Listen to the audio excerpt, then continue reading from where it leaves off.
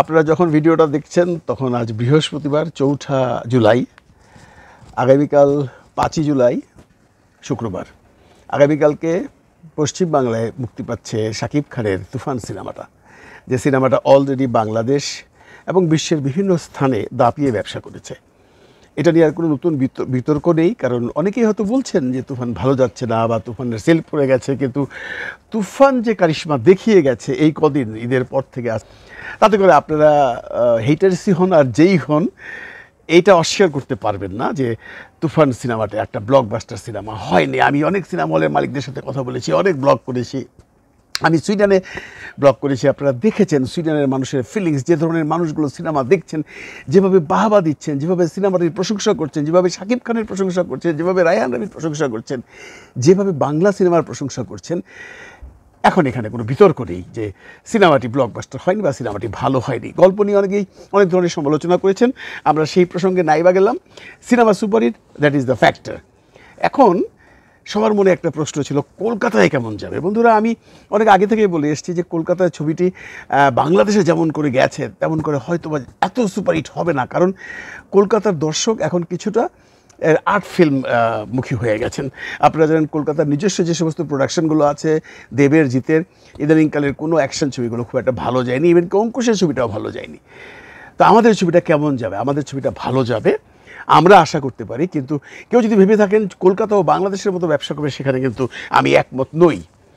তার কারণ হলো, আগেই বললাম যে কলকাতার মানুষ শাকিব খানকে যতটুকু পছন্দ করে তার চেয়ে তারা বেশি পছন্দ করে একটু আর্ট ফিল্ম জাতীয় সিনেমা। কমার্শিয়াল সিনেমা তারা খুব একটা বেশি দেখে না, যারা সিনেগোয়ার্স আছেন।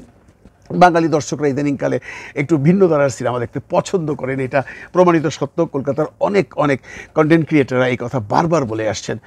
তারপরেও আমরা আশা করি কলকাতায় একটা ভালো ব্যবসা করবে এই সিনেমাটা। এখন ব্যবসা করার আগে আরেকটা কথা কিন্তু বহুদিন যাবৎ উঠছিল যে কলকাতায় সিনেমা রিলিজ হওয়ার পর ছবিটি পাইরেসি হয়ে যাবে। এই জন্য বাংলাদেশের যে সিনেমা হলের মালিকরা আছেন তারাও বেশ শঙ্কায় ছিলেন। তারা কিন্তু গত সপ্তাহে 28 তারিখ রিলিজ হওয়ার কথা ছিল, তাদের কথা ভেবেই হয়তো বা পাইরেসির কথা ভেবেই কলকাতার এই যে রিলিজটা পিছিয়ে 1 সপ্তাহ পিছিয়ে 5 তারিখে করেছেন।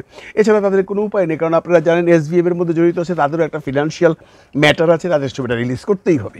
তারা এই জন্য 5 তারিখে যাচ্ছে। এখন আল্লাহ মালিক, ছবি যদি পাইরেসি হয় কিছু করার নেই, আর যদি পাইরেসি না হয় তাহলে ভালো। ছবিটা যদি ভালো যায় তাহলে আমাদের জন্য গর্বের। তবে ছবিটা অনেকে যেমনটি বলছেন যে ছবিটা একদম ভালো যাবে না, সেটা মিথ্যে কথা, কারণ কলকাতায় একটা হাইপ উঠে গেছে। আমি অনেকের সাথে কথা বলেছি, আপনারা অনেকে দেখেছেন যেভাবে এসবিএফ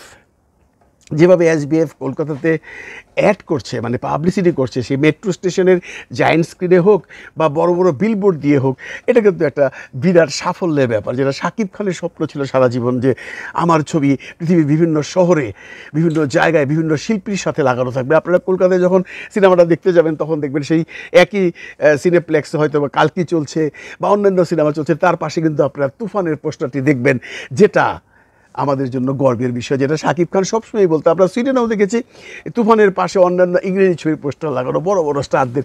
এই সাকসেসনেসটাই আমাদের পাওনা ছিল এবং আমরা এটা পেয়েছি। ব্যবসা কী করবে না করবে সেটা সময় বলে দেবে। তবে কলকাতার দর্শকের মধ্যে একটা আগ্রহ হয়েছে এই বিলবোর্ডে এই তুফানের পাবলিসিটি দেওয়াতে বা মেট্রো স্টেশনে জায়েন্ট স্ক্রিনে তুফানের ট্রেলার দেখানোর জন্য। এছাড়া আপনারা জানেন SBF কলকাতার একজন বড় প্রোডাকশন হাউস, ওরা জানে কি করে ছবিকে পাবলিসিটি করে এগিয়ে নিয়ে যেতে হয়। এবং কলকাতার দর্শকের মধ্যে কিছু কিছু দর্শক আছেন তারা আগ্রহী, যারা বাংলাদেশি একসময় ছিলেন, বাংলাদেশ থেকে কলকাতায় গিয়ে সেটেল হয়েছেন, তারা কিন্তু শাকিব খানকে প্রচণ্ড ভালোবাসেন এবং তারা কিন্তু শাকিব খানের সিনেমাটা দেখবেন। আপনারা যারা বলছেন দুর্মুখরা যে কলকাতা চলবেই না, দূর অনেকেই বলছেন, আমরা কিন্তু অপেক্ষা করতেই পারি আরেকটা দিনের জন্য যে কেমন চলছে। যেভাবে দূর করছেন এত খারাপ কলকাতায় যাবে না, আমি চ্যালেঞ্জ ছুড়ে দিলাম আজকেই। দেখুন, অনেক কন্টেন্ট ক্রিয়েটাররা অনেক ধরনের নেগেটিভ ভিডিও করছেন এই সিনেমাটা নিয়ে। কলকাতার কথা বলছি, বাংলাদেশের কথা নয়। এরা কেন করছেন আপনারা জানেন, যে ওখানে অন্যান্য স্টারদেরও একটা ফ্যান বেজ আছে, তারা নিজেদের স্টারের সিনেমা তো সিনেমা হলে গিয়ে দেখেন না, সেই সিনেমাটাকে শাকিব খানের তুফানের মতো সুপারহিটও করাতে পারেন না। তারা একটু জেলাস, তারা চায় না যে কলকাতায় গিয়ে তুফানটা এমন করে চলুক যে তাদের যে সমস্ত আর্টিস্টরা আছে, আমি কারোর নাম মেনশন করতে চাই না, তাদের ছবির চাইতে যেন ভালো না চলে। এই অপপ্রচারটা চলছে, এই অপপ্রচারটা চলবে, এটা সারা জীবনই হয়ে আসছে এবং এটা সারা জীবনই থাকবে। এখন মেইন আলোচনার বিষয়বস্তু হলো শাকিব খান কিন্তু খুব একটা প্রসারণায় খুব একটা যায় না। এখানে অনেকেই বলেছেন শাকিব খান বাংলাদেশের দুটো শোতে দর্শকের সাথে অ্যাটেন্ড করে প্রচারণা করেছে। এটা ভুল কথা, ভুল তথ্য। শাকিব খান কোনো দর্শকের সাথে শো করেনি। শাকিব খান 2টা শোতে অ্যাটেন্ড করেছে। একটি হলো তার কোম্পানির শো, তার হারলেনের স্টাফদের নিয়ে, এটা তাদের একান্ত ব্যক্তিগত হারলেনদের নিয়ে। আরেকটা তারা প্রোডাকশন হাউস করেছে, তাদের সারাউন্ডের যে সমস্ত শিল্পী, কলাকুশলী, টেকনিশিয়ানস আছে তাদের নিয়ে। সুতরাং শাকিব খান কিন্তু অন্যান্য হিরোদের মতো সিনেমা হলে গিয়ে দর্শকের সাথে সিনেমা দেখেননি। এই দর্শককে আপনি সাধারণ দর্শক ধরবেন না, এরা সব চলচ্চিত্র, নাটক, থিয়েটারের সংশ্লিষ্ট লোকজন। কিন্তু এবার কলকাতায় যাচ্ছেন উনি, বা কলকাতায় আজকে চলে গেলেন, মানে আপনারা যখন দেখছেন গতকালকে এয়ারপোর্টে নামলেন, তাকে ঘিরে ধরলো সাংবাদিকরা। এতে করে কিন্তু কিছুটা হলেও বোঝা যায় যে কলকাতার সাংবাদিকরাও খবর পেয়েছে যে শাকিব খান আসছে। কলকাতার সাংবাদিকরাও কিন্তু বিভিন্ন পত্রপত্রিকা, বিভিন্ন মিডিয়ার তারা কিন্তু এয়ারপোর্টে এসে অপেক্ষা করছে এবং শাকিব খানকে আটকানোর চেষ্টা করছে, কিছু কথা শোনার চেষ্টা করছে। শাকিব খান সুন্দর করে একটা জবাব দিয়ে দিল, কাল কথা হবে। সুন্দর করে হাসলো, সুন্দর করে ব্যবহার করলো, কারণ উনি আসলে এই মুহূর্তে কোনো কথা বলতে চাচ্ছেন না। আমার মনে হয় কাল মানে বৃহস্পতিবার, মানে আজকে হয়তো একটা সংবাদ সম্মেলন হবে, সেখানে শাকিব খান তার সমস্ত মনের কথাগুলো বলবেন এবং এয়ারপোর্টে কার সাথে কী বলবেন, দাঁড়িয়ে একটা ভিড়ভাট্টা হবে, এর জন্য উনি অ্যাভয়েড করেছেন। কিন্তু সেটা অত্যন্ত বিনয়ের সাথে, অত্যন্ত সুন্দরভাবে সেই এয়ারপোর্ট থেকে গাড়িতে চলে গেল। এখন আগামীকালকে সেখানে একটা সংবাদ সম্মেলন হবে। অনেকেই বলছেন শাকিব খান হলে ঘুরবে। আমার মনে হয় না শাকিব খান সিনেমা হলে যাবে।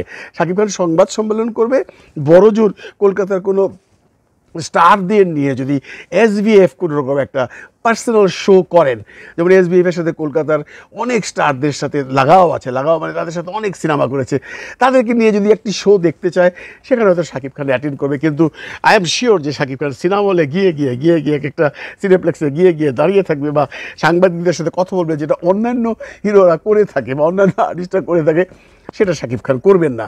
উনি শুধু গিয়েছেন সংবাদ সম্মেলনটা করার জন্য, আর বড়জোর যেটা হতে পারে এসবিএফ থেকে একটা শোতে অ্যাটেন্ড করার জন্য। উনি কিন্তু সিনেমা হলে ঘুরবেন না। তবে শাকিব খানের এই যে আগমন কলকাতাবাসী খুব সাদরে তাকে গ্রহণ করেছে। কলকাতা এয়ারপোর্টের যে দৃশ্য আপনারা দেখলেন বা দেখছেন, সেটা কিন্তু আসলেও বেশ ভালো লেগেছে। কারণ শাকিব খান মিষ্টি হেসে সবার সাথে কুশলাদি বিনিময় ইশারায় করে উনি গাড়িতে উঠে চলে গেছেন। হয়তো হোটেলে যাবেন, কালকে সংবাদ সম্মেলন হবে। সংবাদ সম্মেলনের কিছু ক্লিপস বা কিছু খবর আপনারা আবার পাবেন।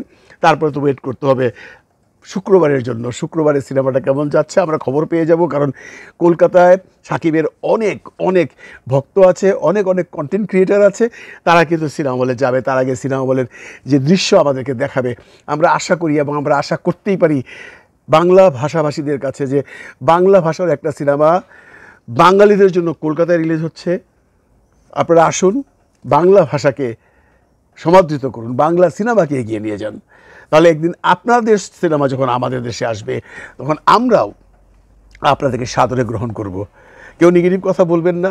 সিনেমা ভালো না লাগলে, নাইবা লাগতে পারে আপনার কাছে, কিন্তু কোনো ধরনের নেগেটিভ সমালোচনা করবেন না। শাকিব খানকে নিয়ে কোনো ধরনের নেগেটিভ সমালোচনা যদি করেন, তাহলে মনে রাখবেন, তাহলে বাংলাদেশের কন্টেন্ট ক্রিয়েটাররা কিন্তু আপনাদের ধুয়ে মুছে একদম শেষ করে দেবে আপনাদের স্টারদের নিয়ে।